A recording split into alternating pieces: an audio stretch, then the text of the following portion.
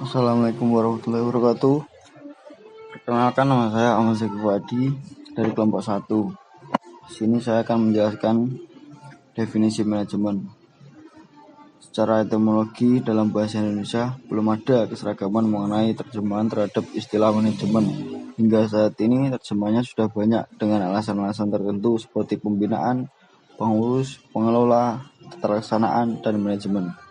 Dalam kamus ekonomi, manajemen berarti pengelola atau keterlaksanaan. Sedangkan secara terminologi, manajemen adalah ilmu dan seni mengatur proses pemanfaatan sumber daya manusia dan sumber lainnya secara efektif dan efisien untuk mencapai tujuan tertentu.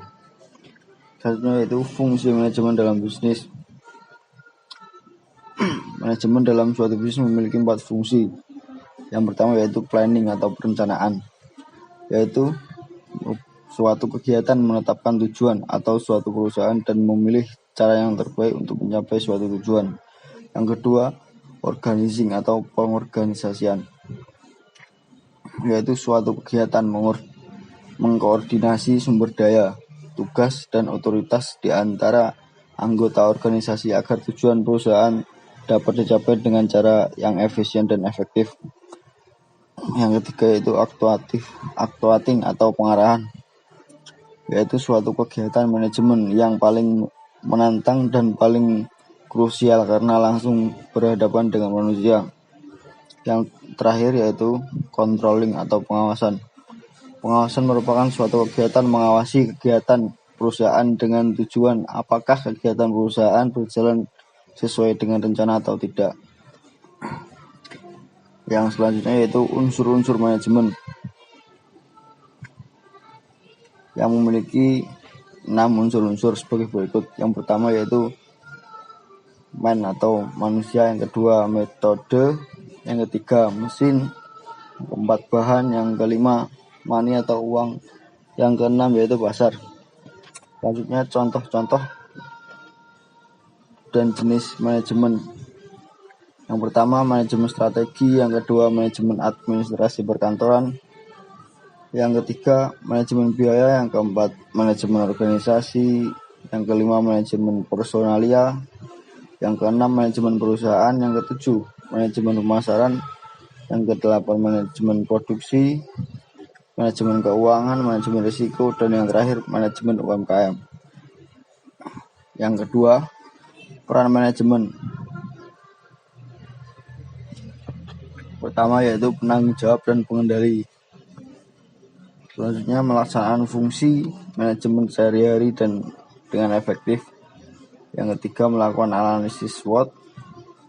Selanjutnya mengelola SDM dan sumber daya organisasi, menjalin kerjasama dengan stakeholders, mencapai tujuan yang telah ditetapkan, melakukan pengembangan perusahaan, menyusun strategi demi kelangsungan hidup perusahaan. Yang terakhir yaitu keahlian manajemen. Dalam manajemen terdapat tiga keahlian sebagai berikut. Yang pertama keahlian teknis, yaitu keahlian manajemen dalam memanfaatkan produser, teknik, dan pengetahuan pada suatu bidang khusus. Keahlian interpersonal. Keahlian interpersonal merupakan keahlian bekerja secara bersama-sama, mampu memahami dan juga memberikan motivasi pada karyawan lainnya. Dan yang terakhir yaitu keahlian konseptual, yaitu keahlian dalam mengintegrasikan dan juga mengkoordinir seluruh kepentingan dan juga kegiatan perusahaan. Seseorang yang berada dalam manajemen puncak harus menguasai keahlian ini secara sempurna. Assalamualaikum warahmatullahi wabarakatuh. Perkenalkan, nama saya Vigasul Yasin dari kelompok 1. Melanjutkan dari penjelasan teman saya sebelumnya, di sini saya akan menjelaskan tentang definisi UMKM. UMKM adalah usaha produktif yang dimiliki perorangan maupun badan usaha yang telah memenuhi kriteria sebagai usaha mikro seperti diatur dalam Undang-Undang Nomor 20 Tahun 2008. Menurut Undang-Undang Nomor 20 Tahun 2008, UMKM memiliki kriteria sebagai berikut. Yang pertama, usaha mikro.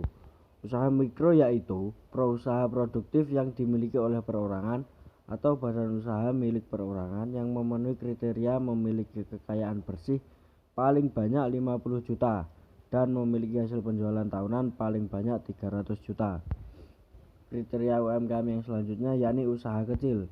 Usaha kecil yaitu usaha ekonomi produktif yang berdiri sendiri dan dilakukan oleh perorangan atau badan usaha yang bukan merupakan anak perusahaan atau bukan cabang yang dimiliki, dikuasai atau menjadi bagian baik langsung maupun tidak langsung dari usaha menengah atau usaha besar yang memenuhi kriteria memiliki kekayaan bersih 50 juta sampai dengan paling banyak 500 juta, tidak termasuk tanah dan bangunan tempat usaha. Kriteria UMKM yang terakhir yakni usaha menengah. Usaha menengah yaitu usaha ekonomi produktif yang berdiri sendiri yang dilakukan oleh perorangan atau badan usaha yang bukan merupakan anak perusahaan atau cabang yang dimiliki, dikuasai atau menjadi bagian baik langsung maupun tidak langsung dengan usaha kecil atau usaha besar yang memenuhi kriteria memiliki kekayaan bersih lebih dari 500 juta sampai dengan paling banyak 10 miliar. Adapun ciri-ciri dan karakteristik UMKM ialah sebagai berikut. Yang pertama, jenis komoditi barang yang ada pada usahanya tidak tetap, dalam artian bisa berganti sewaktu-waktu. Yang kedua yakni tempat dalam menjalankan usahanya dapat berpindah sewaktu-waktu.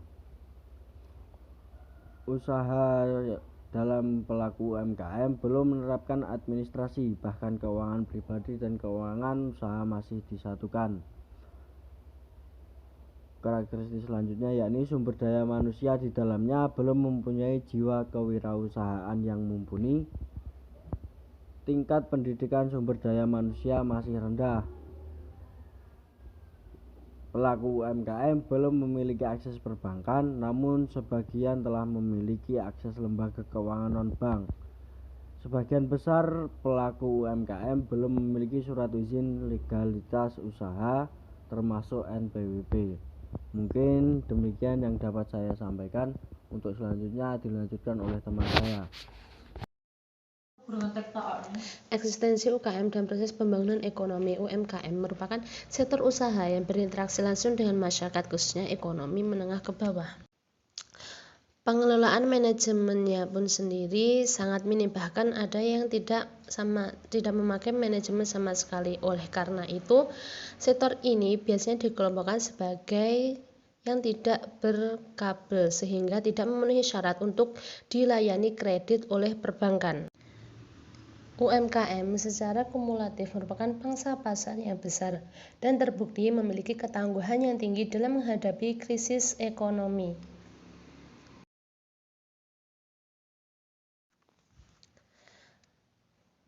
Peran UMKM di Indonesia. UMKM di Indonesia mempunyai peranan yang sangat penting sebagai menopang perekonomian, karena penggerak utama perekonomian di Indonesia selama ini pada dasarnya adalah sektor UKM. Berkaitan dengan hal ini, paling tidak terdapat beberapa fungsi utama UKM dalam pergerakan ekonomi Indonesia sebagai berikut. Yang pertama, sektor UKM sebagai penyedia lapangan kerja. Yang kedua, sektor UKM mempunyai kontribusi terhadap pembentukan produk domestik bruto. Yang ketiga, sektor UKM sebagai sumber penghasilan devisa negara melalui ekspor berbagai jenis produk yang dihasilkan sektor ini.